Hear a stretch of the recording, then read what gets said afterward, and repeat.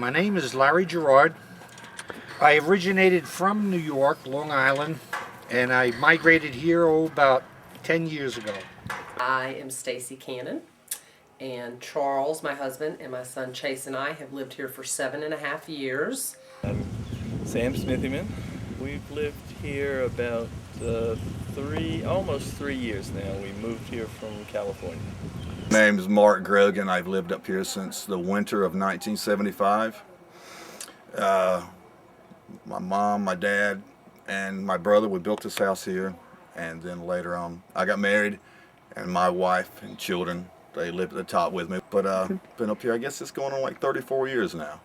Seen a lot of things. Most of us here up until about 10 years ago were just country folk. Now we have an influx of a lot of city people that come up here. I worked in Hendersonville, North Carolina for Merrill Lynch up the mountain, and Charles works way over in Greer, and we needed to live somewhere in between.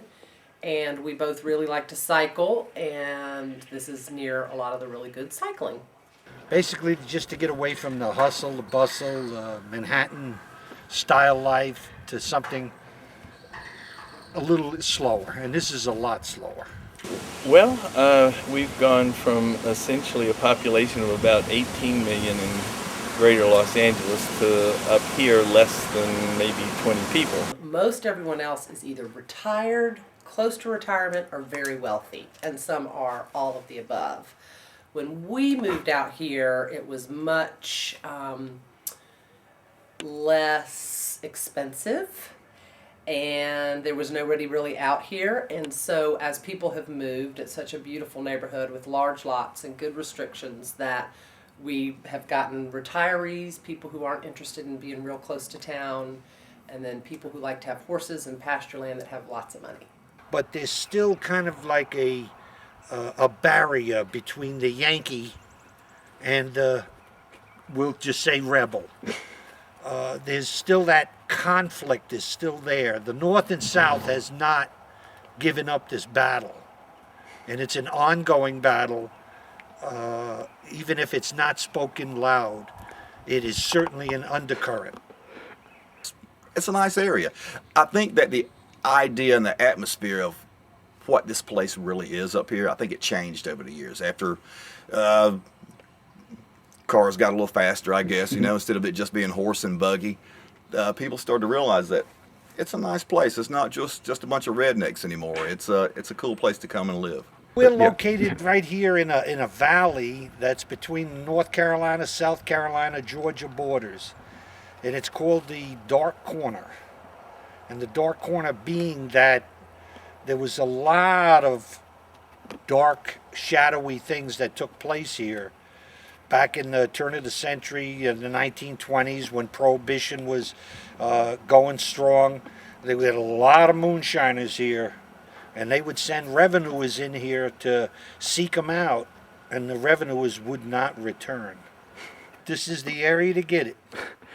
Today, probably the best stuff they make is apricot pit moonshine, and it is smooth and delicious.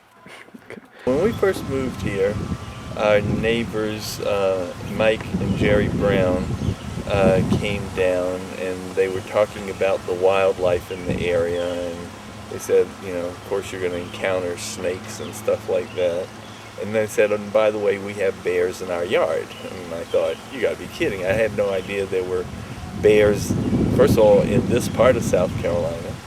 And I knew there were some, or heard there were some black bears up around the Pisgah National Forest in North Carolina, but I had no idea that there were any around here. I personally have never seen the bear. I have heard of the bear on many occasions. A lot of the other neighbors, though, have seen it. Sam and Joe have had on many instances where a bear has come and knocked over their, 8 to 10 foot bird feeder and clawed it down and eaten everything out of it. I believe both of them. Each story has sort of been a one sighting kind of thing. You know what I mean? Like one time so-and-so saw it and tells everybody. The guy that I don't like and I don't believe has lots of theories on how big it is and if it's a male or a female, and But besides that, most of the stories have been consistent you know, the bear comes close enough to the house because there's birdseed out. And why the people continue to put the birdseed out, I don't know if they don't want the bear to come, but they do. They put the birdseed back out. I'm sort of off in space, and all of a sudden I look up, and there's this huge black bear coming out of the woods on one side of the road, starting to cross the road, maybe about 20 yards in front of me, and looked like he was headed down, and I say he, I have no idea, but he was headed down into the creek on the other side of the road. When I saw him, I immediately raised my hands. I guess I was surrendering, I have no idea, but this sounds like a fish tail, but his back, he was on all fours, his back was up higher than my waist. Had he stood up, I swear he would have been 7 feet tall. So I froze in place. He sort of glanced at me and then continued on. I personally have not seen our local bear. He's been elusive to me, but I have seen trackings of the bear. I've seen bear droppings. I've seen trees that the bear has clawed on, and I can't believe I haven't seen him. I'm 6 foot tall, and I'm reaching up probably about 10 foot, and he's still reaching up taller. So this is a good-sized bear on its hind legs. This was like the culmination of I believe. When I saw this, I believed the poopy, and I believe the footprints now, because this is not done by a woodchuck or a squirrel. This is a bear. I think most of people believe the stories about the bear. The local people, they definitely believe it. They've lived here all their life. The bear belonged to Johnny Bryant. He belonged to the Bear Hunters Association. Johnny raised it from a cub. I really don't know how Johnny acquired the bear, but he raised it from a cub. The bear's name was David, of all things, David. Back in 1991, we had a storm up here. The winds got up to it was in March 16th, I believe. They called it a nor'easter because it went up the east coast and just tore out everything. We were without power for 5 days. As the wind started blowing and the snows came down, we got 21 inches of snow, 80-mile-an-hour winds. Johnny was coming back from a Bear Hunters Association meeting. He was coming down Highway 11. The trees were blocking the road. He had to walk the bear across the back of Chestnut Mountain. I didn't realize this until a little bit later when Johnny was talking to me. He said that he had to actually take the bear out of his cage, winds howling, trees are snapping everywhere, snow's everywhere, it's just blinding. He's got this huge bear by the collar and a .45 in his hand, and he's walking him back behind my house.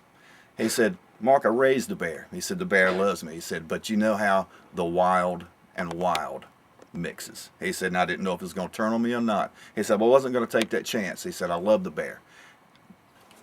Johnny died about 4 years ago. He was a good guy, but he had heart disease, and he was only, I think, 39 to 40 years old when he passed away. He left a couple of children behind, and I don't think they really wanted to take care of the bear. The bear was tame, but the people that lived up here started moving in don't know that. And you come across this bear, he wanders the woods up here. There is a bear here. He's definitely very shy, he or she. And I don't blame him.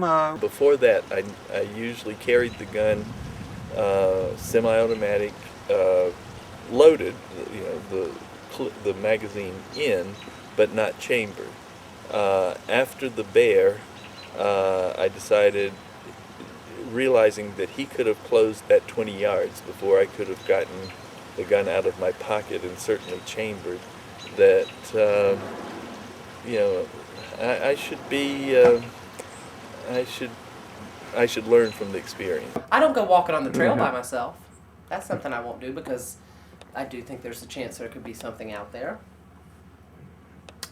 I have a small child. He is snack size. Yes, I'm very careful to watch him when he was little like that at all times. And anytime anyone brings up that there's a bear nearby, I would say it would, put you on a little alert. Snack size, seriously. the people aren't expecting it. They're wanting to come up here to get away from it all, to get away from the wild things in the city. We got wild things too, and I get a kick out of it because you hear the people come to you, Mark, do we have this up here? I'm like, yeah, we got this up here. Mark, I know, we do have those things. Just carry a gun with you. And they're like, I don't believe in guns. Okay, then take a big stick with you. You know, certainly the bear has, you know, great symbolic value in terms of Indians and in terms of literature in American, and certainly in terms of American literature with Faulkner and his story of the bear. And I mean, so, you know, there's a lot of symbolic stuff about it. I was just thrilled to see it, terrified and excited all at the same time. I don't know that I want to. I want to see it again, but I don't. You know, I'd like it to be a little more than 20 yards distance.